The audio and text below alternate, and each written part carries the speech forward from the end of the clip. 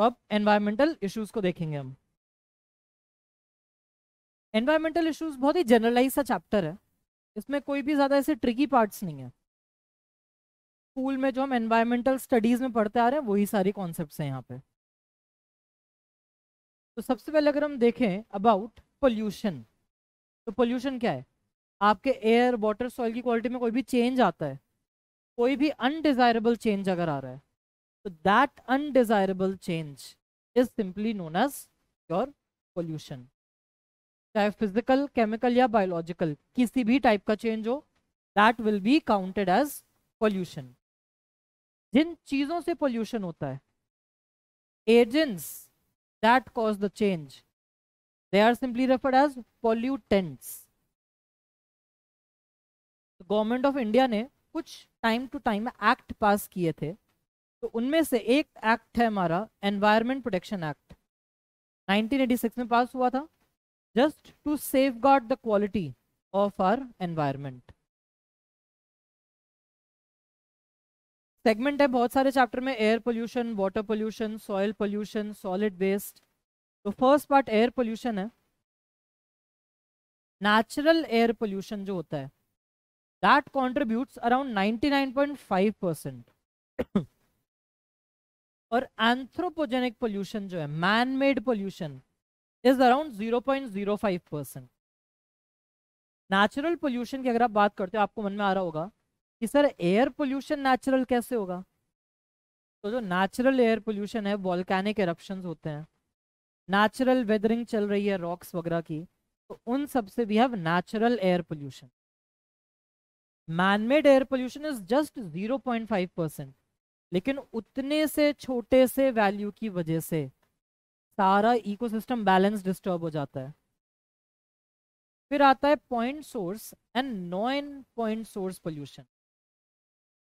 Point source मतलब एक actual source है, वहां से पोल्यूटेंट्स निकल रहे हैं। For example there is an industry. अब इंडस्ट्री में से सारा जो उसका वेस्ट है, वो एक चैनल के थ्रू, एक पाइपलाइन के थ्रू निकल के आ रहा है, तो that is point source. Non point source मतलब एक फिक्स्ड जगह नहीं है जहां से कूड़ा कट कट कर आ रहा है, कहीं से भी वो फैल के निकल रहा है। तो जैसे कि हमारा कोई एरिया, जैसे कि एग्रीकल्चरल फील्ड, एग्रीकल्चरल फील्ड जो होते हैं उसमें कोई एक सोर्स नहीं है, सिर्फ यहीं से सारा फार्म का वेस्ट निकल रहा है, रैंडमली मल्टीपल सोर्सेज है वहां पे।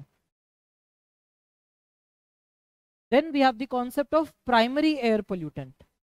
प्राइमरी एयर पोल्यूटेंट वो होते हैं जो डायरेक्ट सोर्स से रिलीज हो, तो carbon monoxide, sulphur dioxide, nitrogen oxides, variety of hydrocarbons, varieties of heavy metal particles,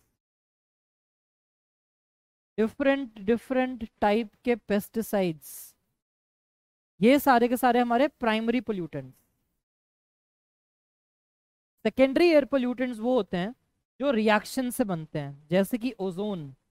yes, chapter के एंड में हम पढ़ेंगे ओजोन प्राइमरी और सेकेंड। ओजोन जो है वो हमारे लिए बेनिफिशियल और हार्मफुल दोनों हो सकता है। PAN, PAN stands for peroxy acetyl nitrate.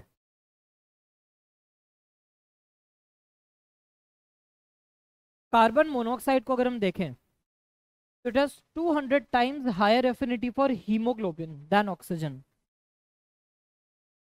Blood में डिजोल्व होकर कार्बोक्सी हीमोग्लोबिन बनाता है, और उससे सफोकेटिंग फील होता है, that is known as asphyxia. इसी से कार्बन मोनोऑक्साइड पॉइजनिंग होती है। सल्फर डाइऑक्साइड पियोफाइटाइजेशन कराता है। पियोफाइटाइजेशन का मतलब होता है that it converts chlorophyll into a compound in known as पियोफाइटिन। एक तरीके से क्लोरोफिल का जब मैग्नीशियम हट जाता है और हाइड्रोजन से रिप्लेस हो जाता है, तो वो फियोफाइटिन बन जाता है, वो क्लोरोफिल काम नहीं कर पाएगा। ताजमहल वगैरह की येलोइंग सारा सल्फर डाइऑक्साइड पोल्यूशन। लाइकेंस को डैमेज, लाइकेंस के पास भी एल्गी है, एल्गी के पास क्लोरोफिल है, उस क्लोरोफिल को भी फियोफाइटिन में चेंज कर देता है, तो वो छोटा सा एल्गी लाइकेंस के लिए काम करना बंद कर देता है। Then we have PAN, peroxy acetyl nitrate. तो पैन जो होता है इलेक्ट्रॉन ट्रांसपोर्ट सिस्टम को इनहिबिट कर सकता है और रेस्पिरेटरी प्रॉब्लम्स करा सकता है। राइट, फिर एक इंस्टीट्यूशन का नाम दिया हुआ है CPCB, central pollution control board. इसके अकॉर्डिंग जो पार्टिकुलेट मैटर हैं 2.5 माइक्रोमीटर या उससे कम, इनको कहा जाता है PM 2.5। पार्टिकुलेट मैटर है तो PM 2.5 या उससे कम डायमीटर के होते हैं। They are very very harmful. वो हमारे नेजल पैसेज वगैरह में कहीं भी ट्रैप नहीं हो पाते। एयर प्रिवेंशन एक्ट पास हुआ था 1981 में। 1987 में उसको अमेंड करके, चेंज करके नॉइज को एज अ पोल्यूटेंट ऐड किया गया था कि नॉइज भी एक पोल्यूटेंट है एयर पोल्यूशन का। कंट्रोल करने के 3 तरीके हैं। पहला तरीका इलेक्ट्रोस्टैटिक प्रेसिपिटेटर, शॉर्ट में ESP कहते हैं उन्हें। ESP की अगर हम बात करें तो चिमनीज के अंदर ऐसे वायर्स लगाए जाते हैं which have very high voltage।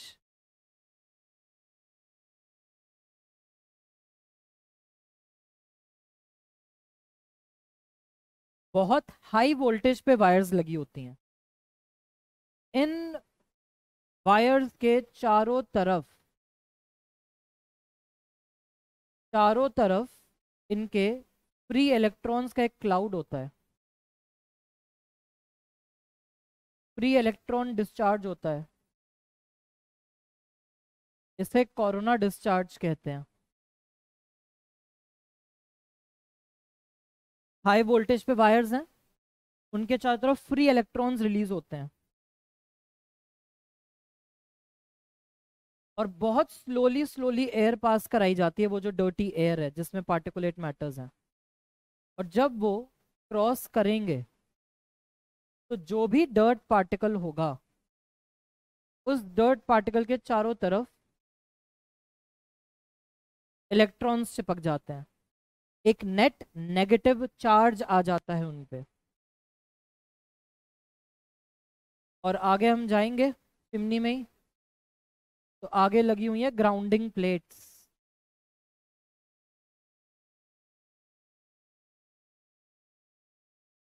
Collecting plates हैं, दीज प्लेट्स आर ग्राउंडेड।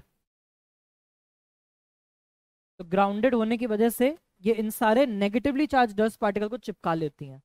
तो दिस इज इलेक्ट्रोस्टैटिक प्रेसिपिटेटर।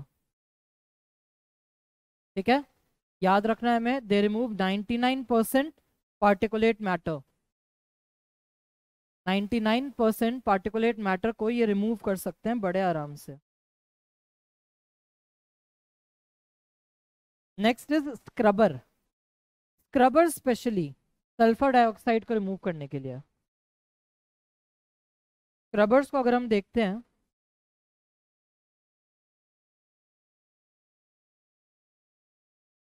तो चिमनीज के ही अंदर एक इनलेट होता है जहां से डर्टी एयर आती है और ऊपर एक शार लगा होता है, जैसे घर के बाथरूम में शार लगा होता है।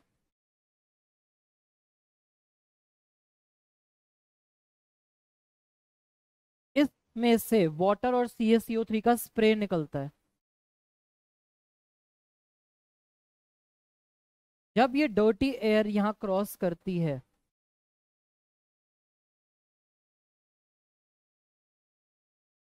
डर्टी एयर है जिसके अंदर सल्फर डाइऑक्साइड है, वो सारा ट्रैवल कर रहा है ऊपर, रिएक्शन होती है और रिएक्शन होने के बाद जितना भी कैल्शियम सल्फेट है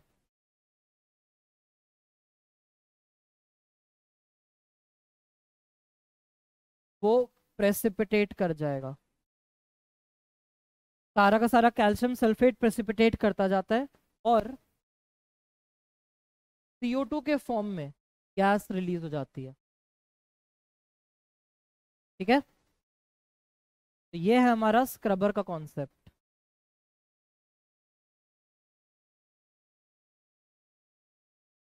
sulphur dioxide gas interacts with calcium carbonate, forms calcium sulphate, precipitate होता जाएगा।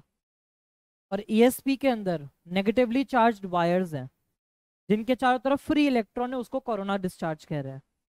डर्टी एयर पास होती है, हर पार्टिकुलेट मैटर पे नेट इलेक्ट्रॉन का चार्ज आ जाता है और ग्राउंडिंग प्लेट से वो चिपक के रिमूव हो जाते हैं। And third strategy is catalytic converters. Catalytic converter जो होते हैं ऑटोमोबाइल्स के एग्जॉस्ट को साफ करने के लिए होते हैं। इन कैटालिटिक कन्वर्टर्स का काम होता है कि जितना भी अनबर्न्ड हाइड्रोकार्बन है उसको वाटर और CO2 में चेंज करेंगे, कार्बन मोनोऑक्साइड को कार्बन डाइऑक्साइड में, और नाइट्रोजन ऑक्साइड्स को नाइट्रोजन गैस में चेंज कर देंगे। इन कैटालिटिक कन्वर्टर में बहुत एक्सपेंसिव एलिमेंट्स हैं, प्लैटिनम, पैलाडियम, रोडियम, ये तीनों गोल्ड से भी ज़्यादा कॉस्टली हैं, ये लगे होते हैं। और लेड इनका इनएक्टिवेटर है, तो lead is one of the major pollutant जिनसे इनको बचाना होता है। इसीलिए लिखा हुआ है कि you have to use unleaded petrol and diesel. Unleaded, ऐसा लेड फ्री पेट्रोल डीजल ही यूज कर सकते हैं सिर्फ इसमें। फिर नॉइज पोल्यूशन की बात करें तो normal conversation is 30 to 60 decibels. 80 decibel से ऊपर नॉइज, 150 डेसिबल से ऊपर it could be damaging, permanent hearing loss करा सकता है। नॉर्मली कभी देखना डीजे बज रहा होता है, स्पीकर के पास जाके खड़े हो जाओ, हार्ट बीट तेज हो जाती है, ब्रीदिंग पैटर्न ऑल्टर हो जाता है, स्लीपलेसनेस हो सकती है, हेडेक हो सकता है, नॉजियाटिक हो सकते हो। पॉइंट नॉइज पोल्यूशन का मेजर सोर्सेस ऑटोमोबाइल्स। इसका जो सोल्यूशन निकाला,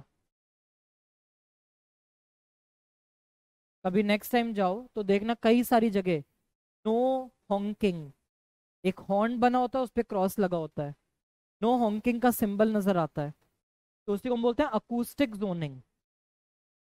अकूस्टिक जोनिंग स्कूल के आसपास, कॉलेजेस के आसपास, पुलिस स्टेशन के आसपास, हॉस्पिटल के आसपास, VIP एरियाज में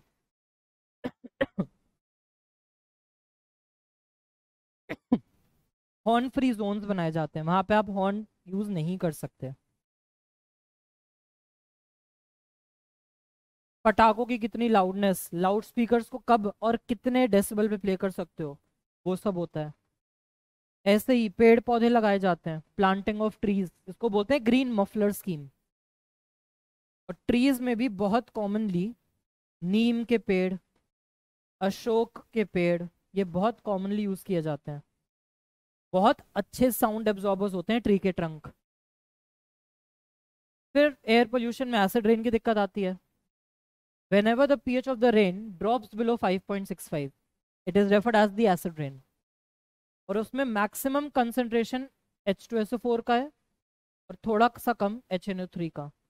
SO2 NO2 की वजह से दिक्कत आती है। यही एसिड रेन है जो सारे के सारे स्टोन के मॉन्यूमेंट्स को खराब कर रहा है, मेटालिक मॉन्यूमेंट्स को खराब कर रहा है, मेटालिक स्कल्पचर्स को खराब कर रहा है। तो एसिड रेन जो है it causes stone leprosy. Stone leprosy मतलब जो स्टोन के मॉन्यूमेंट्स हैं, जो मेटालिक स्कल्पचर्स हैं, वो करोड हो रहे हैं, वो खराब हो रहे हैं। स्मॉग का कॉन्सेप्ट, नॉर्मल स्मोक और फॉग मिक्स हो जाते हैं, तो लॉस एंजलिस वाली स्मॉग को कहते हैं फोटोकेमिकल स्मॉग। ये हीट की वजह से होता है, it is due to warm intense solar radiation. और यहाँ पे ओजोन पैन और NOx काम करता है। ओजोन पैन हमने कहा सेकेंडरी पोल्यूटेंट्स है, NOx प्राइमरी। क्लासिकल स्मोक जो है सबसे पहले लंदन में डिटेक्ट हुई थी, पहला केस लंदन में था इसका। लो टेम्परेचर और प्राइमरी पोल्यूटेंट्स की वजह से होता है बस, इसमें सेकेंडरी पोल्यूटेंट का रोल नहीं आता है।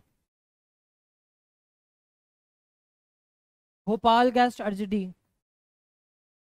2-3 दिसंबर को हुई थी 1994, and it was due to the accidental leakage of methyl isocyanide. Union Carbide factory थी और इतना इतना डेंजरस केमिकल लीक था कि वो भोपाल और उसके आसपास के एरियाज को भी अफेक्ट किया था। USA is considered as the major contributor of pollution and Kyoto in Japan is considered as the cleanest city. 1990 के डेटा के according out of the 41 cities Delhi ranked fourth. 2002 तक दिल्ली की बसेस को सीएनजी कर दिया गया था। All the buses were converted to CNG. फिर यहाँ पे तुम देख रहे हो यूरो 3 एंड BS3। तो all over the world, specially Europe की अगर हम बात करें, तो वहाँ पे यूरो 3 नॉर्म्स चलते हैं। यूरो 3 नॉर्म डिसाइड करता है कि जो आप फ्यूल यूज कर रहे हो उसमें वो जो हार्मफुल एलिमेंट्स हैं उनका लेवल कितना रहना चाहिए। यूरो 3 का ही इंडियन अडेप्टेशन BS3 कहलाता है। BS3 refers to Bharat stage 3। Euro 3 ने डिसाइड किया था कि उनके यहाँ जो पेट्रोल और डीजल यूज होगा उसमें सल्फर का जो कंट्रीब्यूशन कंसंट्रेशन होगा that will B 150 in petrol and 350 in diesel. इतना परमिसेबल वैल्यू रखी थी। एंड 42% एरोमेटिक हाइड्रोकार्बन्स की कंसंट्रेशन अलाउ की थी। इंडिया में जो भारत स्टेज 3 था उसने उसको थोड़ा सा चेंज किया। इंडिया की पॉपुलेशन वैसी ज्यादा है, इतनी सारी कार्स हैं, तो बहुत पोल्यूशन लेवल था, तो उन्होंने और स्ट्रिक्ट नॉर्म बनाया। भारत स्टेज 3 के अकॉर्डिंग पेट्रोल और डीजल दोनों में सल्फर की कंसंट्रेशन 50 ppm होनी चाहिए और एरोमेटिक कार्बन्स 35% होने चाहिए।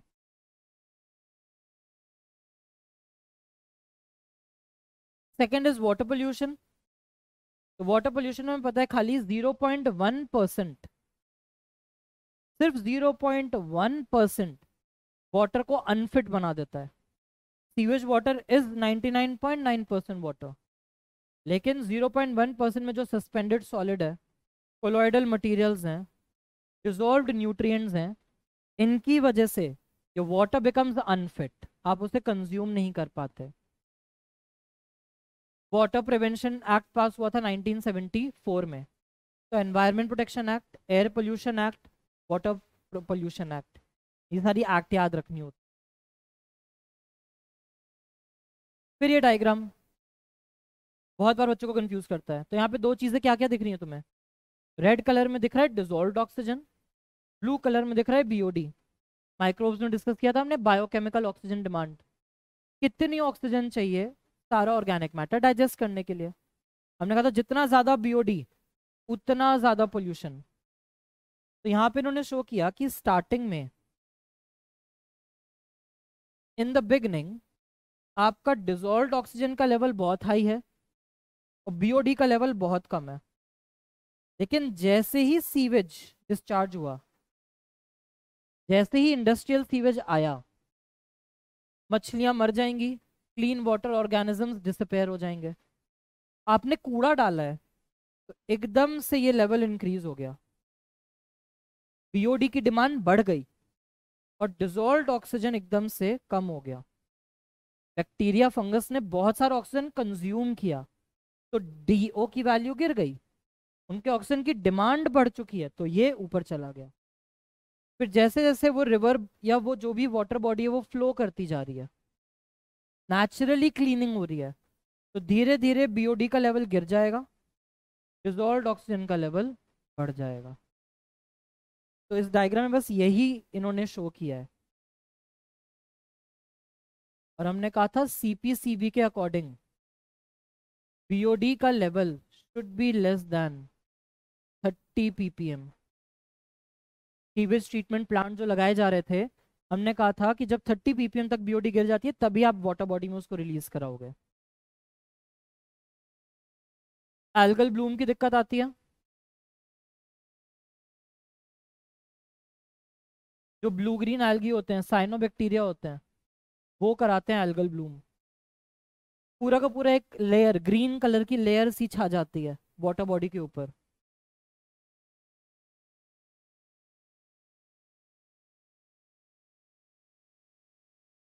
ब्लू ग्रीन एल्गी की रैपिड ग्रोथ हो जाती है, it is due to rapid growth of algae, तो उसी को हम बोलते हैं algal Bloom.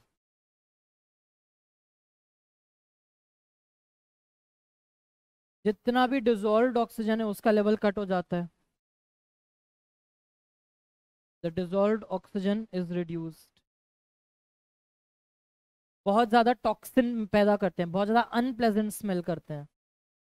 Eichhornia, water hyacinth या टेरर ऑफ बंगाल, यूरोपियंस ने इंट्रोड्यूस किया था इसको, इसी को हम बोलते हैं terror of Bengal. Terror of Bengal इसलिए क्योंकि यूरोपियंस वेस्ट बंगाल से उन्होंने अपना इन्वेजन स्टार्ट किया। पहले के टाइम पे इंडिया में वाटरवेज काम करते थे, इसको लाके इंट्रोड्यूस किया for beautiful flowers and leaves. Europeans लेके आए थे for its beautiful flowers and leaves.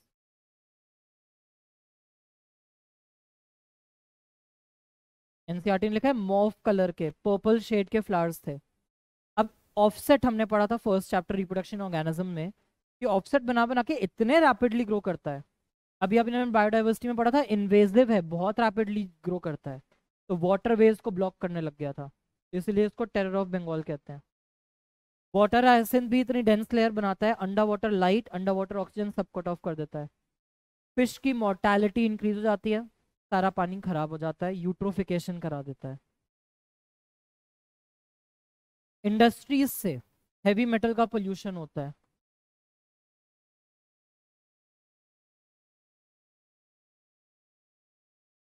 NCERT ने बताया हुआ है कि अगर आप हैवी मेटल की बात करते हैं,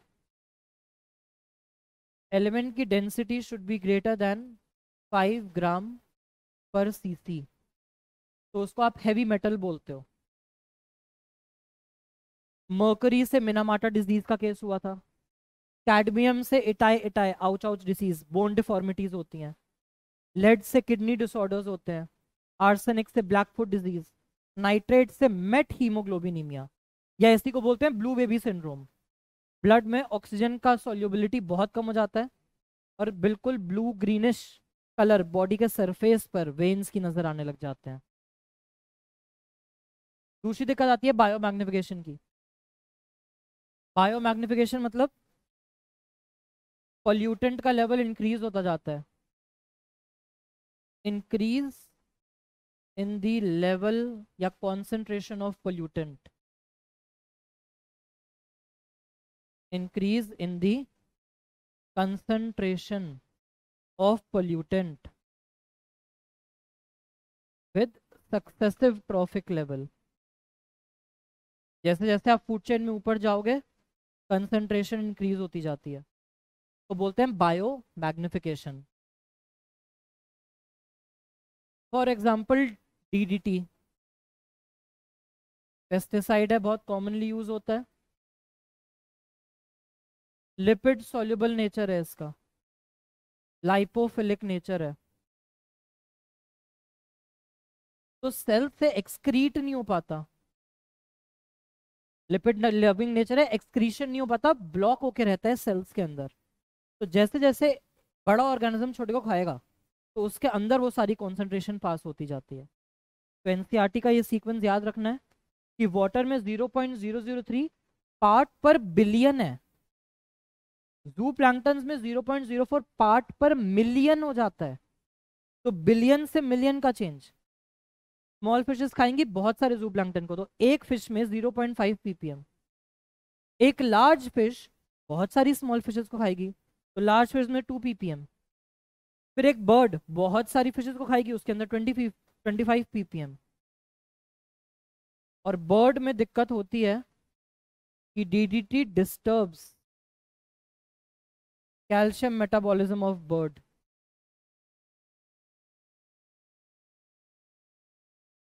एगशेल बहुत पतले हो जाते हैं,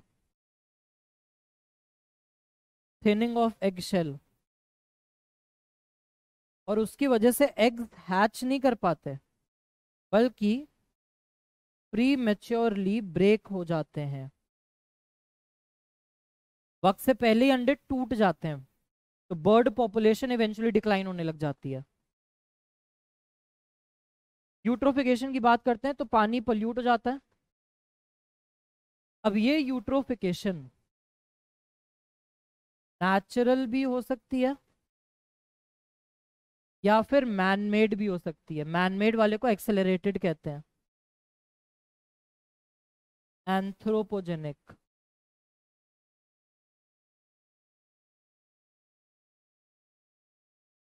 So we can have a natural eutrophication, we can have accelerated eutrophication.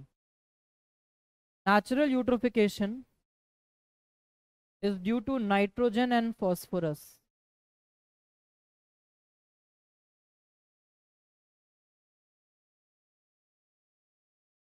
और ये एक तरीके से नेचुरल एजिंग प्रोसेस है उस वाटर बॉडी का।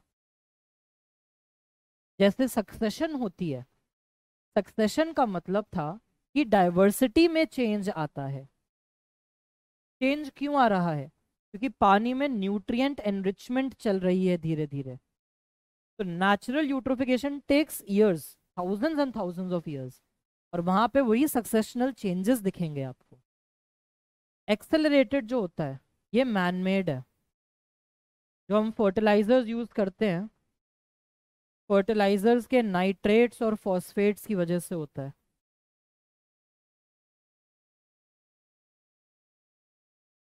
और यहाँ पे नेचुरल एजिंग नहीं है। The water body literally chokes to death.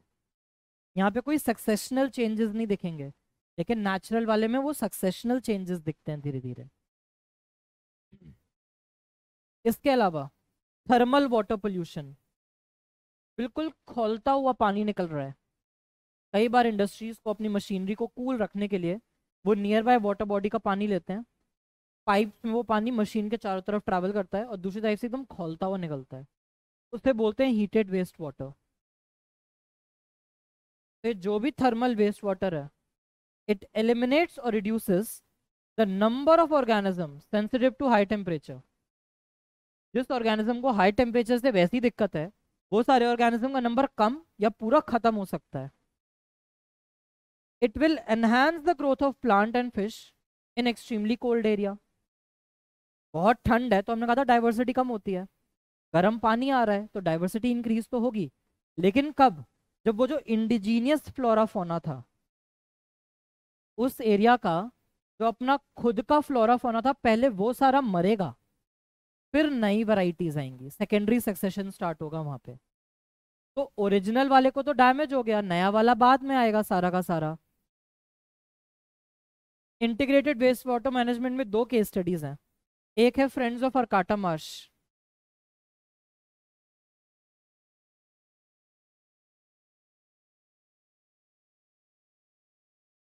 Normal filtration तो वो करा ही रहे थे, सीवेज ट्रीटमेंट चल रहा था, लेकिन फिर भी उसमें हैवी मेटल कंटामिनेशन था।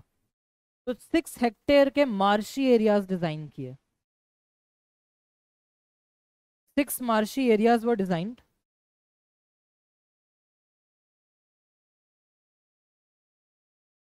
और वहां पर इन्होंने कॉन्सेप्ट लगाया फाइटो रेमिडिएशन का। फाइटो रेमिडिएशन की जब हम बात करते हैं तो इन्होंने बहुत सारे डिफरेंट टाइप के एल्गी, बैक्टीरिया, फंजाई, मॉसेस, इन सब को यूज किया। इनकी पावर है कि वो वेस्ट वाटर में से नेचुरली सारा का सारा हैवी मेटल हटा लेते थे और पानी प्योरीफाई होता था। एक मार्शी एरिया सा बन गया था वहां पे, बहुत सारे अपने नेचुरली ऑर्गेनिजम्स भी आ गए, तो छोटी सी सैंक्चुरी सी बन गई। तो अरकाटा के लोगों ने और कैलिफोर्निया हम्बोल्ट यूनिवर्सिटी के लोगों ने मिलके एक पूरा मार्शी एरिया का सैंक्चुरी सी बना ली थी कि कन्वेंशनल सेडिमेंटेशन वगैरह के बाद वेस्ट वाटर यहाँ रिलीज होता था, नेचुरली प्योरीफाई हो रहा है और फिर पास हो रहा है। और इकोसैन टॉयलेट जो है, इकोसैन stands for ecological sanitation. Kerala और श्रीलंका में ह्यूमन वेस्ट को ही मैन्योर के फॉर्म में चेंज किया जा रहा है। तो that was your इकोसैन toilet, ecological sanitation.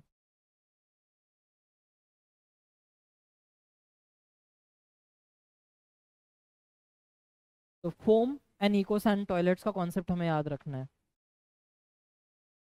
Soil pollution की अगर हम बात करते हैं तो soil pollution could be positive.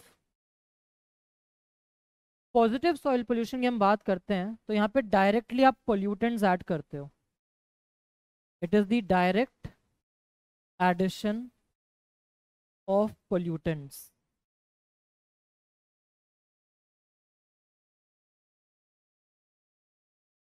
अगर हम बात करते हैं नेगेटिव सॉइल पोल्यूशन की, if we talk about negative soil pollution,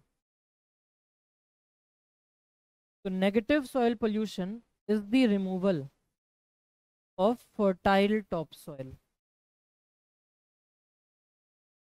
आपने पेस्टिसाइड्स वगैरह ऐड किए तो वो पॉजिटिव सॉइल पोल्यूशन है। आपने पेस्टिसाइड नहीं डाले बट किसी रीजन से आपने डिफॉरेस्टेशन करा दी, आपने किसी भी रीजन से टॉप सॉइल हटा दिया, तो वो होगा negative soil pollution. And the third type is also known as the landscape pollution.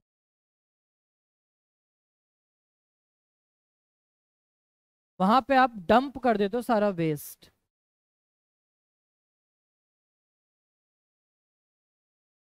Pollutant नहीं डाला है बट जो भी कूड़ा है आपने उस अच्छे खासे सॉइल पे डाल के छोड़ दिया, तो टॉप सॉइल वही है लेकिन यूज नहीं कर सकते। तो सॉइल पोल्यूशन के different different types.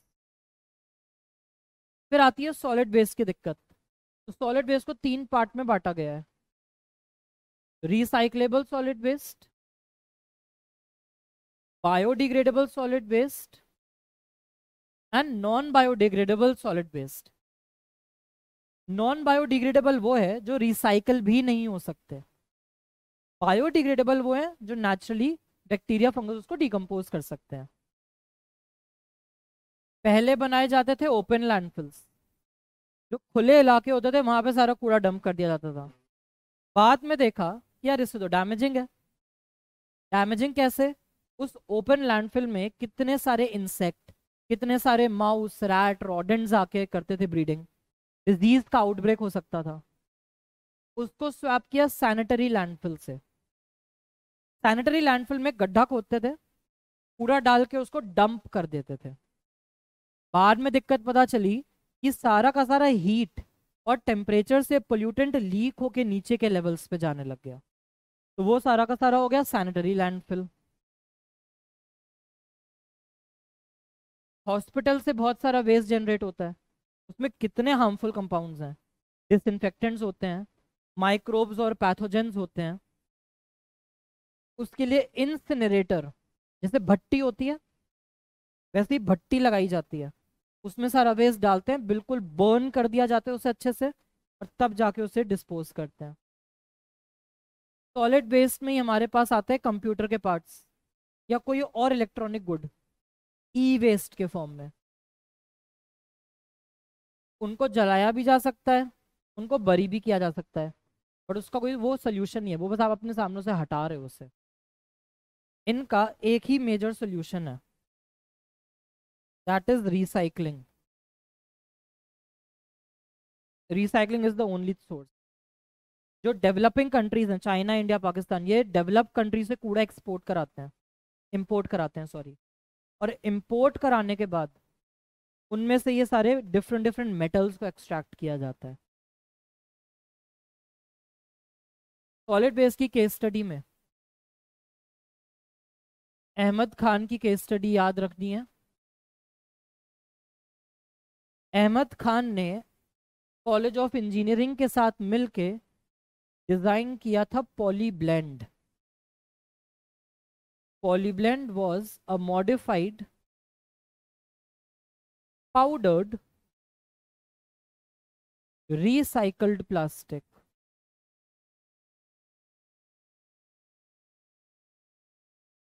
It was modified powdered recycled plastic. इसको बिट्यूमेन कोल के साथ मिक्स करके रोड बनाई गई, और रोड की लाइफ काफी अच्छी इंप्रूव हो गई वाटर रेपेलेंट होने की वजह से। It was mixed with bitumen. Coal की वैरायटी है जिससे रोड्स ले की जाती हैं। और वाटर रेपेलेंट प्रॉपर्टी इंक्रीज हो गई, तो रोड की लाइफ इंक्रीज हो गई थी।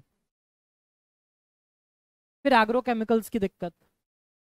एग्रोकेमिकल की जब हम बात करते हैं तो इसमें केमिकल पेस्टिसाइड्स आते हैं सारे के सारे।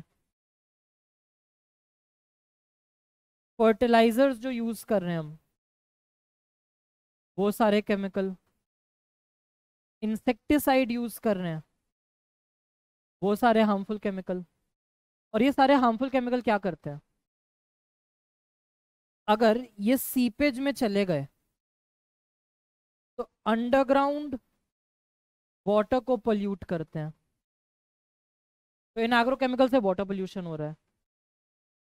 अगर सरफेस सरफेस पे ही रन ऑफ में चले गए तो जो भी नियर बाय वाटर बॉडी है उसमें एल्गल ब्लूम, यूट्रोफिकेशन, ये सब करा देंगे। भाई न्यूट्रिएंट्स इंक्रीज होते जाएंगे, एल्गी ग्रो करने लग जाएगी, तो एल्गल ब्लूम हो जाएगा। एल्गी की ग्रोथ की वजह से सारा का सारा वाटर की लाइफ खराब हो जाएगी, यूट्रोफिकेशन हो जाएगी एक्सेलरेटेड फॉर्म की। यहाँ पर जब हम केस स्टडी की बात करते हैं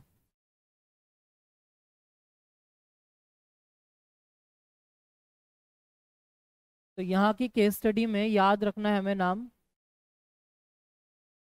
श्री रमेश चंद्र डागर जी का।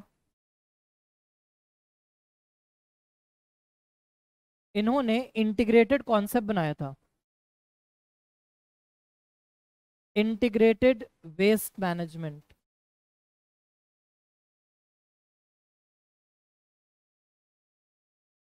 एक जीरो वेस्ट प्रोसीजर था, साइक्लिकल।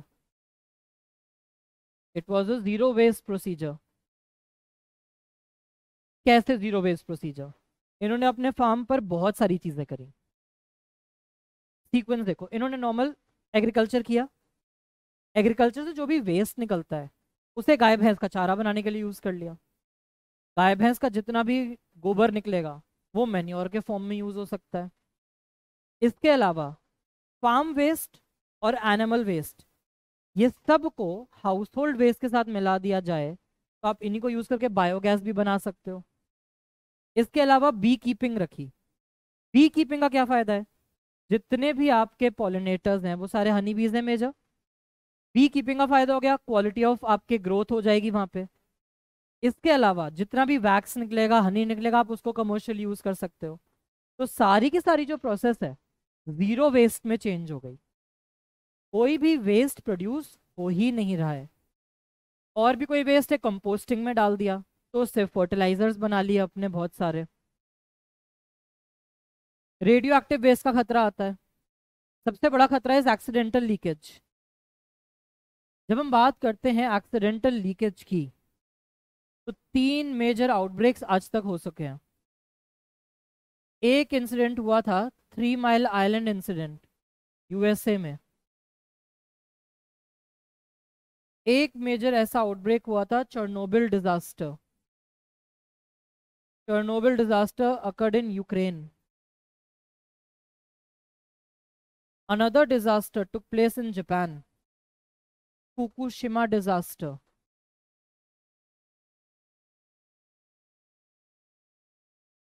तो अलग अलग एक्सीडेंटल लीकेजेस हुई हैं। न्यूक्लियर फ्यूल जो था उसको माना गया था कि बहुत क्लीन फॉर्म ऑफ एनर्जी है, अनडाउटेडली है भी, बहुत अच्छा सोर्स ऑफ क्लीन एनर्जी है। लेकिन दो बहुत बड़ी दिक्कत थी। एक दिक्कत थी एक्सीडेंटल लीकेज की, जिसकी ये 3 मेजर इंसिडेंट हैं।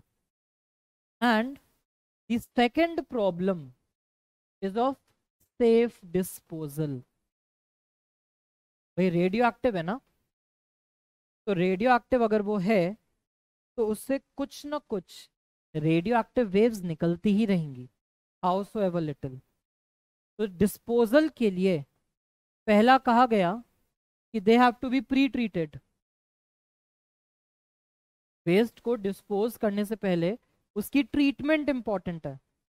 अच्छे से उसे ट्रीट करना है आपको, जिससे कि मैक्सिमम उसका जो फ्यूजन या फिजन का प्रॉपर्टी है वो मैक्सिमम वे में रिड्यूस किया जा सके।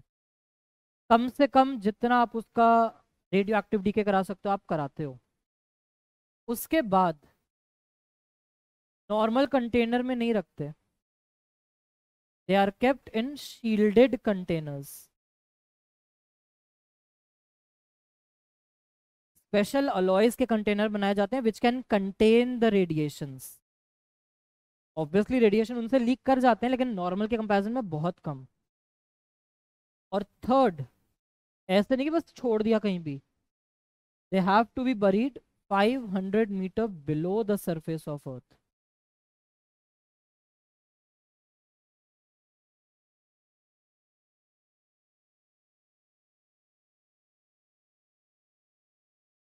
तो सेफ डिस्पोजल बहुत ज़रूरी था।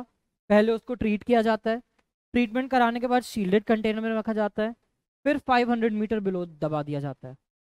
अब यहाँ पे सबसे बड़ी दिक्कत ये आती है आपके पास कि आपने सारी चीज़ें की, but due to any reason अगर ये कंटेनर्स में डैमेज आ गया, कोई भी रीज़न आ गया, तो ये फ्लूइड फ्री फॉर्म में आसपास की वाटर बॉडीज में मिक्स हो जाएगा और लार्ज स्केल जेनेटिक म्यूटेशंस कराएगा। रेडियो एक्टिव चीज़ें बहुत डैमेजिंग हो सकती हैं। Just for an example, strontium 90 एक बहुत कॉमन मटेरियल है जो न्यूक्लियर रिएक्टर्स में यूज होता है।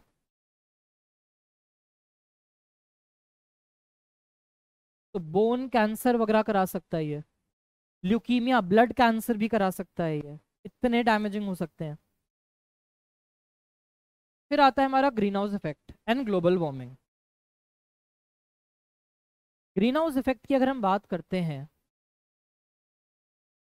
तो एक नॉर्मल इफेक्ट है जो ग्रीन हाउसेज में देखा जाता है। कांच के हाउस बनाए जाते हैं, उनमें विंटर्स में पौधों को रखा जाता है, लाइट आती है एनर्जी लेके और वो हीट अंदर ट्रैप हो जाती है, तो इंटरनल हीटिंग होती है, उसको बोलते हैं ग्रीन हाउस इफेक्ट। समर्स में आप गाड़ी पार्क करके जाते हो घूम धूप में, मॉल गए घूमे फिरे आए, जैसे ही गाड़ी में बैठते हो कैसे हीट स्ट्रोक एकदम से आती है। क्यों आती है? क्योंकि वो जो भी वेवलेंथ है वो ट्रैप होके अंदर आई, एनर्जी लूज करके अब ट्रैप आउट नहीं हो पाती, बाहर नहीं जा पाती वो। तो वही है ग्रीन हाउस इफेक्ट। हमारे अर्थ का जो एटमॉस्फेयर है वो एक ऐसे ब्लैंकेट की तरह काम करता है जो हीट को एब्जॉर्ब करके रख पाता है। अगर ये ग्रीन हाउस इफेक्ट ना होता तो अर्थ का एवरेज -18 होता। ग्रीन हाउस इफेक्ट की वजह से +15 डिग्री है, तो अर्थ पे लाइफ पॉसिबल हो पा रही है। तो ग्रीन हाउस इफेक्ट बैड नहीं है। जनरली कहते हैं ना संगति में आप रहते हो तो आप भी खराब हो जाते हो, तो हमेशा से ग्रीन हाउस इफेक्ट को ग्लोबल वार्मिंग के साथ रखा जाता है। ग्लोबल वार्मिंग डैमेजिंग है, ग्रीन हाउस इफेक्ट डैमेजिंग नहीं होता। ग्रीन हाउस इफेक्ट की वजह से तो लाइफ पॉसिबल हो पाई है हमारी, लेकिन ये जो इम्बैलेंस हमने क्रिएट कराया ना ह्यूमंस ने, उसकी वजह से दिक्कत आई। Major green house gas is carbon dioxide, followed by methane, then CFCs, then N2O। Percentage wise उसको याद रखना होता है। पास्ट सेंचुरी में अर्थ का टेम्परेचर 0.6 डिग्री बढ़ा है। हमारे लिए बहुत छोटी वैल्यू है, 0.6 डिग्री पता भी नहीं चल पाता, लेकिन ऑर्गेनिजम्स की लाइफ साइकिल्स हाईली अफेक्ट हो जाती हैं, स्पेशली कॉरल्स। इतने से चेंज से कॉरल के जो सिम्बायोटिक माइक्रोब्स हैं वो उनको छोड़ के चले जाते हैं। कॉरल रीफ्स को डैमेज होता है, कॉरल रीफ्स को डैमेज होगा, वो मरने लग जाएंगे, पूरी पूरी आगे जाके फूड चेन, पूरी फूड वेब सब खराब हो जाता है, बहुत डैमेजिंग होता है। कैसे ये काम करता है? तो जो भी ग्रीन हाउस गैसेज हैं, the green house gases they absorb long wave radiation. जो रेडिएशन आ रही है they are long wave radiation from earth, और वापस अर्थ को एमिट कर देती हैं। तो जो रेडिएशन सन से आ रही है, दीज आर शॉर्ट वेव। इनके पास बहुत एनर्जी है, सन से ट्रैवल करके अंदर आई। अर्थ कुछ को एब्जॉर्ब करता है, कुछ को रिफ्लेक्ट कर देता है वापस। तो जिनको रिफ्लेक्ट किया जा रहा है, ग्रीन हाउस गैसेस उन लॉन्ग वेव को वापस से अर्थ की तरफ रिफ्लेक्ट कर देती हैं। इस तरीके से साइकिल चलती जाती है। अर्थ रिलीज करेगा, वो एब्जॉर्ब करके वापस अर्थ की तरफ कर देंगी, तो री एमिशन का गेम चलता जाता है और धीरे धीरे हीटिंग इफेक्ट होती जाती है until all the waves are totally destroyed. So this is the greenhouse effect. हमारा एटमॉस्फेयर का ब्लैंकेट एनर्जी को एस्केप नहीं करने देता। हमारी एक्टिविटीज की वजह से जो एक्स्ट्रा मीथेन, एक्स्ट्रा CO2 हुई है, वो जरूरत से ज्यादा हीट ट्रैप कर रही है। जरूरत से ज्यादा जो हीट ट्रैप हो रही है, उसकी वजह से आपको मिलती है ग्लोबल वार्मिंग। अर्थ का मीन एनुअल टेम्परेचर राइज होता जा रहा है, दैट इज ग्लोबल वार्मिंग। इसी ग्लोबल वार्मिंग की वजह से क्या क्या दिक्कत है? पोलर आइस कैप्स मेल्ट करते जा रहे हैं। पोलर आइस कैप मेल्ट करेंगे तो पहले तो वहाँ की बायोडाइवर्सिटी डिस्ट्रॉय हो रही है। दूसरा, वाटर लेवल राइज हो रहा है। वाटर लेवल राइज होगा तो जो भी कोस्टल इकोसिस्टम्स हैं वो सबमर्ज हो रहे हैं, उनको डैमेज हो रहा है। तो लिंक्ड तरीके से सब कुछ चलता जा रहा है। अगर हम फॉसिल फ्यूल्स का यूज कम कर दें, एनर्जी एफिशिएंसी बढ़ा लें, डिफॉरेस्टेशन कम करके ज्यादा से ज्यादा ट्रीज प्लांट करें,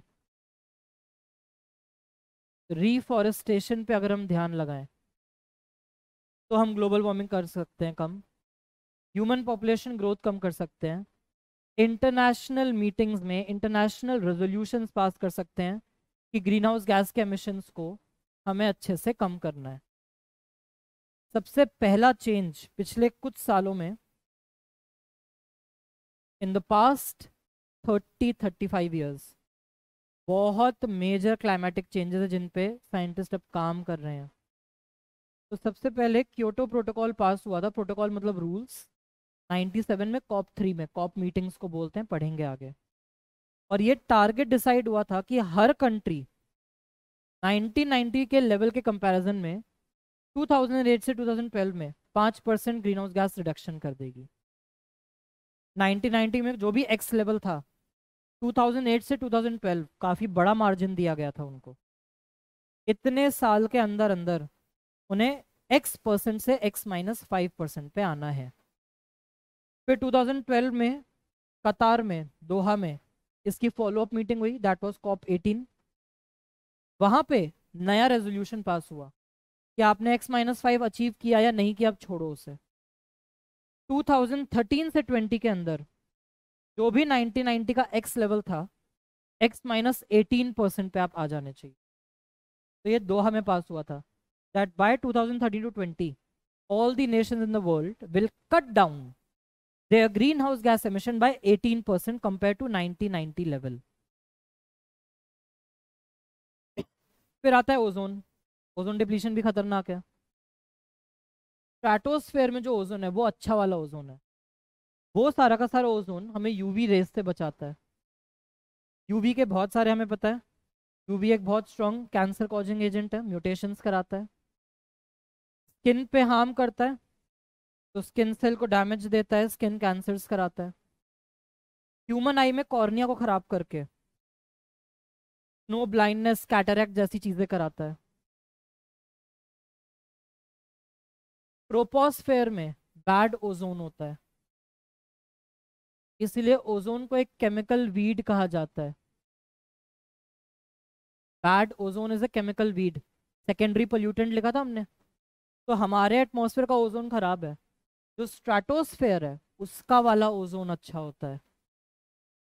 इसको मेजर करने की यूनिट डॉप्सन यूनिट है, 1 part per billion. 1 Dobson unit is 1 part per billion.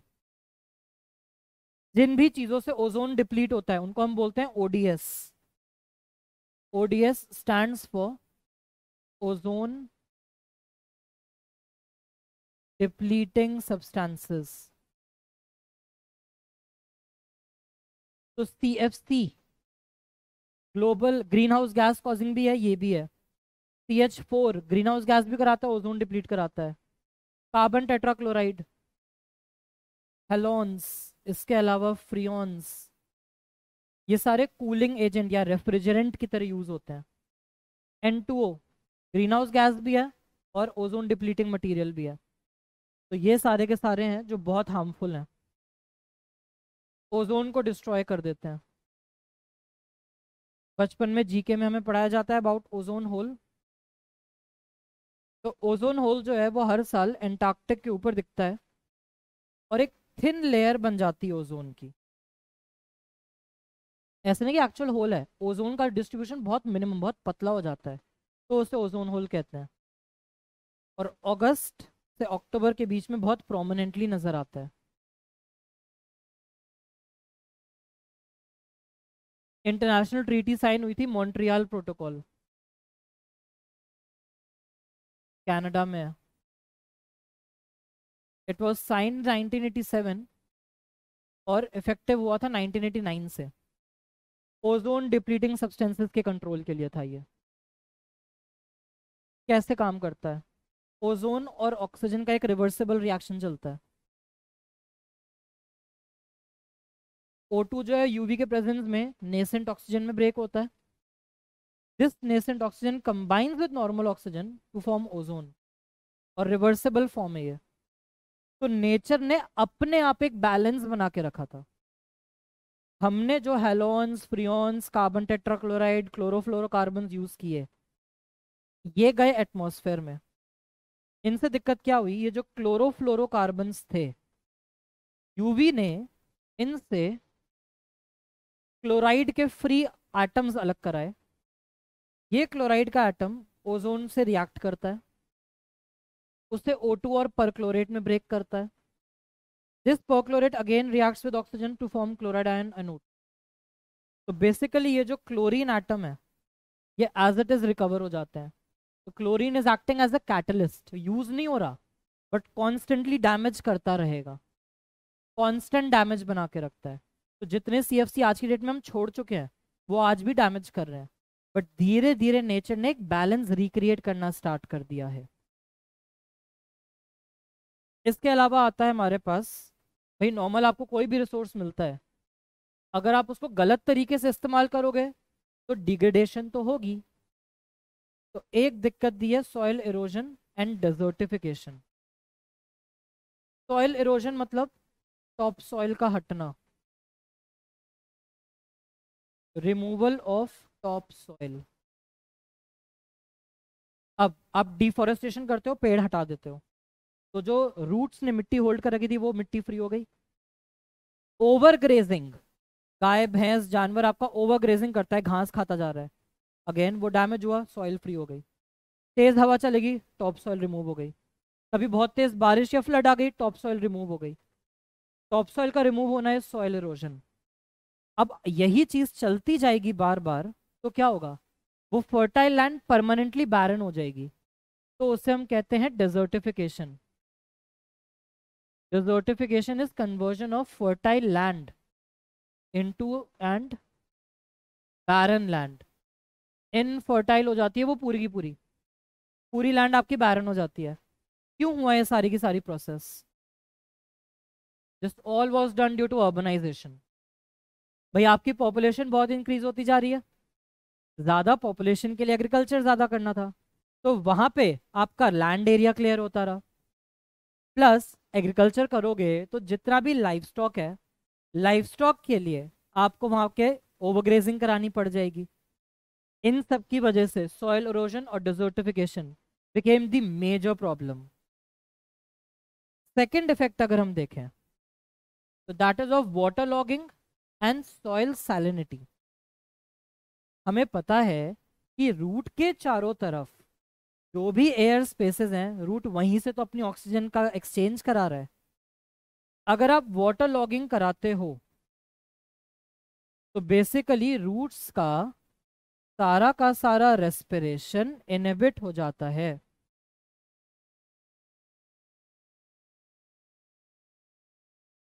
Roots respiration gets inhibited. अब अगर आपका रूट मर जाएगा, रूट के मरने की वजह से ऑब्वियसली पूरा प्लांट डैमेज हो सकता है। सॉइल की सैलिनिटी, जब भी वाटर लॉगिंग होगी तो सारा सॉइल क्या होगा? ऊपर के सरफेस पे आ जाएगा। वाटर तो इवेपोरेट हो गया, सॉइल में रूट के चारों तरफ सॉल्ट डिपॉजिट हो जाएगा, और ये क्या कराएगा? It will cause exosmosis in the root. Root का बेचारे का सारा जो मॉइस्चर है वो रिलीज हो जाएगा। एक तो वैसे ही उसे सांस नहीं आ रही, प्लस एक्सोस्मोसिस उसका सारा का सारा वाटर रिलीज करा के सेल की श्रिंकिंग, प्लाज्मोलाइसिस करा दी। तो प्लांट सरवाइव कैसे करेगा? और ये सारी दिक्कत आई हमारी ग्रीन रेवोल्यूशन की वजह से। ग्रीन रेवोल्यूशन ने क्रॉप प्रोडक्शन तो बढ़ाया, लेकिन over usage of pesticides, over usage of insecticide हुआ, इम्प्रॉपर ड्रेनेज हुई। तो इन सब की वजह से ये दिक्कत देखने को मिली हमें। फिर डिफॉरेस्टेशन जो हमारा मेजर कॉज है, हर चीज इससे लिंक हो जाती है। क्यों? आप पेड़ काटते हो तो जो एटमॉस्फेरिक CO2 है उसका लेवल बढ़ता जा रहा है। Atmospheric CO2 is a gaseous, it is green house gas. अब वो जो ग्रीन हाउस गैस है वो ग्लोबल वार्मिंग कराएगी। ग्लोबल वार्मिंग से पोलर आइस कैप मेल्ट करेंगे, मेल्टिंग से वाटर लेवल राइज करेगा, वाटर लेवल के राइज होने की वजह से आपके पास फ्लोरा फौना डैमेज हो जाएगा। फ्लोरा फौना डैमेज होगा, इकोसिस्टम अनस्टेबल हो जाएगा। इकोसिस्टम अनस्टेबल होगा, बायोटेक कम्युनिटी खत्म हो जाएगी। और बायोटेक कम्युनिटी ही अगर खत्म हो जाएगी तो ऑब्वियस है वहां पे कोई इकोसिस्टम या कोई लिविंग का कॉन्सेप्ट बचेगा ही नहीं। 40% forest have been lost in the tropics. Tropical areas में से 40% का आज तक लॉस हुआ है, compared to only 1% in the temperate region. एक तो टेम्परेट की डाइवर्सिटी हमने कहा था वैसे ही कम होती है, ट्रॉपिक्स की डाइवर्सिटी ज्यादा थी। ट्रॉपिक्स में चीजें हाईली स्पेशलाइज्ड है, तो हल्का फुल्का चेंज भी बहुत लार्ज इंपैक्ट डाल देता है।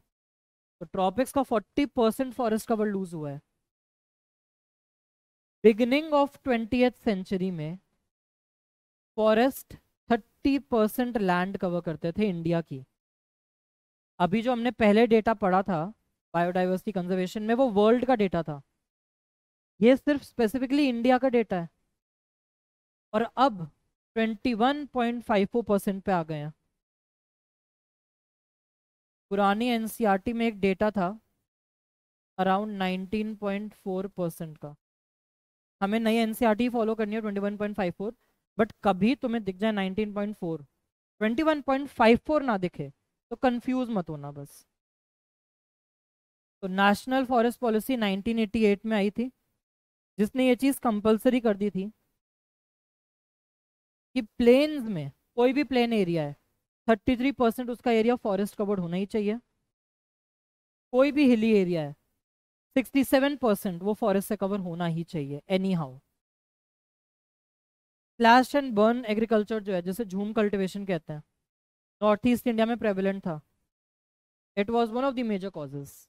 इसका भी कारण जो है, पहले क्या होता था, प्लांट्स को ग्रो कराया, अब बर्न करके उसके एशेस को वहीं छोड़ देते थे, तो वो मैन्योर फर्टिलाइजर का काम करते थे और 10 साल 12 साल के लिए उस लैंड पे वापस नहीं आते थे।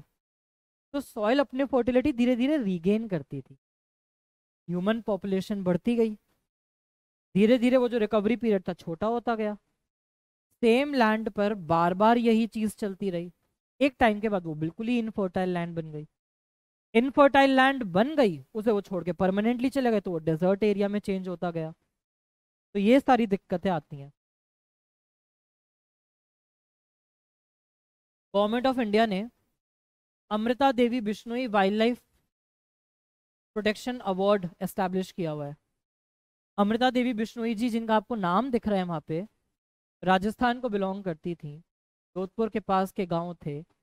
राजा ने कहा जी पेड़ काटो, हमें महल बनाना है।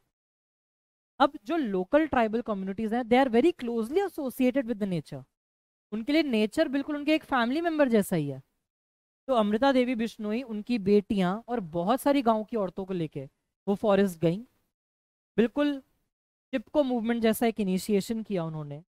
लेकिन उस टाइम कोई ह्यूमन राइट का कॉन्सेप्ट तो था नहीं, राजा ने कहा है तो ऑर्डर मानने थे। तो all the ladies they were cut along with the trees, सबको अपनी जान गंवानी पड़ी थी। तो ये एक ऑनर के लिए गवर्नमेंट ऑफ इंडिया ने अवार्ड एस्टैब्लिश किया था। कम्युनिटी को भी मिल सकता है, किसी इंडिविजुअल को भी मिल सकता है, रूरल एरिया के इंडिविजुअल या किसी कम्युनिटी किसी ग्रुप को मिल सकता है जो वाइल्ड लाइफ प्रोटेक्शन में काम करे। सुंदरलाल बहुगुणा जी ने गढ़वाल हिमालयाज में एक Chipko movement, hugging the tree concept start किया था। हगिंग द ट्री कॉन्सेप्ट में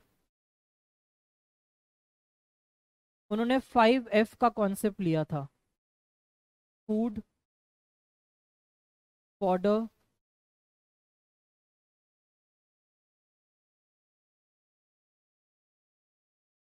फ्यूल, फाइबर एंड फर्टिलाइजर। ये स्लोगन था टिपको मूवमेंट का अंदर 5F का, कि वो जो सारे के सारे फॉरेस्टेड एरियाज हैं वहाँ से आपको फूड आ रहा है, फॉडर आ रहा है, फ्यूल वुड आती है, फाइबर्स मिलते हैं, फर्टिलाइजर्स मिलते हैं। तो आप सिर्फ और सिर्फ पेड़, और आप ऐसा नहीं कि बस खाली डिफोरेस्टेशन चल रहा है, इतने सारी चीज़ों का नुकसान चल रहा है। बाद में जाके गवर्नमेंट ऑफ इंडिया ने 1980s में जॉइंट फॉरेस्ट मैनेजमेंट का कॉन्सेप्ट दिया। जॉइंट फॉरेस्ट मैनेजमेंट में सारी फंडिंग गवर्नमेंट की होती है, लेकिन वहाँ के जो लोकल मेंबर्स हैं वो सारी देखभाल करते हैं। तो the government works with the local community in return for the services to the forest. Communities get benefit from the forest. Community सारा forest की चीजें sustainable manner में obtain कर सकते हैं as far as they are conserving the forest correctly. Right? तो ये सारा का सारा था हमारा डिफॉरेस्टेशन। कुछ स्पेशल पॉइंट्स हैं। यूनाइटेड नेशन ने एक मीटिंग की थी जिसको हम UNFCCC कहते हैं, United Nations framework convention on climate change. United Nations की जो एनवायरनमेंट विंग है उससे कहते हैं एनवायरनमेंट प्रोग्राम यूनेप। हर साल कुछ कंट्रीज मिलके एनवायरनमेंट को प्रोटेक्ट करने के लिए मीटिंग कराती हैं, उन्हें कहते हैं कॉप मीटिंग्स, शॉर्ट में COP, कॉन्फ्रेंस ऑफ पार्टी। तो कुछ कुछ इसमें हमें याद रखने हैं। COP26 ग्लासगो में हुआ था, COP25 मैड्रिड स्पेन में हुआ था। अब जो फिजिकल वेन्यू था that was Madrid, the host country was Chile. COP24 उससे पहले हुआ था कैटोवाइस में, पोलैंड में। COP26 के बाद जो COP27 है 2020 में होना चाहिए था, बट बाद में वो सब कुछ शिफ्ट हो गया। 2020 की मीटिंग 21 में शिफ्ट हो गई, 2021 की चीज 22 में शिफ्ट हो गई। तो जो 27th COP मीटिंग होगी that will take place in Egypt, और इसकी जो अभी करंट डेट्स हैं, प्रिस्क्राइब डेट्स हैं, दैट इज 7 to 18 नवंबर। इसके अलावा एक कॉन्सेप्ट है जिसको हम कहते हैं रामसर कन्वेंशन। रामसर एक जगह है ईरान में जहां पे ये मीटिंग हुई थी, and it was for the conservation of wetlands. Marshy areas जो हैं हमारे, उन्हें हम वेटलैंड कहते हैं। They are referred as kidney of the planet. जैसे अमेजोन रेन फॉरेस्ट को लंग्स कहते हैं, इनको किडनी कहते हैं, नेचुरली फिल्टर करते हैं सारा पानी। और यहाँ पे एक चिड़िया मिलती है known as waterfowl. Waterfowl is a very special bird found in these areas. India में जो लार्जेस्ट रामसर साइट है दैट इज चिल्का लेक।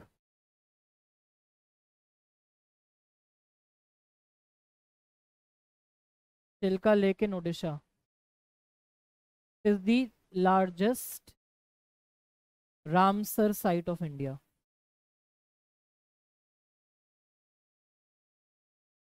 तो यहाँ पे वेटलैंड्स को प्रोटेक्ट करते हैं। फिर कुछ नेशनल इंपॉर्टेंस की डेज हैं, इंटरनेशनल इंपॉर्टेंस की। National science day 28 Feb, world forestry day 21 मार्च, वर्ल्ड वाटर डे 22 मार्च, अर्थ डे 22 अप्रैल, बहुत कॉमन है अर्थ डे, स्कूल्स में मनाया भी जाता है। एनवायरनमेंट डे भी कॉमन है 5 जून। ओजोन डे 16 सितंबर, ओजोन डे पे 2018 में क्वेश्चन भी आ चुका है। बायोडाइवर्सिटी डे 22 में। हिरोशिमा नागासाकी डे, हिरोशिमा में 6th को बॉम्बिंग हुई थी, नागासाकी में 9th को। तो that is why the difference. Alright, so that sums up the complete chapter and the complete syllabus as well. So wholeheartedly thank you. Now go through your NCERTs very well, बहुत अच्छे से एक एक चीज पढ़ो, कहीं भी कुछ कंफ्यूजिंग लगे revisit the lecture. All right, give your exams nicely, question में ध्यान से पढ़ो कि वो एक्चुअली में क्या पूछना चाहते हैं। आंसर सिर्फ देने के लिए नहीं देना है, आपके मन में क्या है वो बोलना नहीं, आपको आपको देखना है कि उन्होंने क्वेश्चन में क्या पूछा। राइट, तो we'll meet in the next session, जहाँ हम देखेंगे कुछ प्रीवियस ईयर के questions. That is all for it, end of syllabus. Thank you.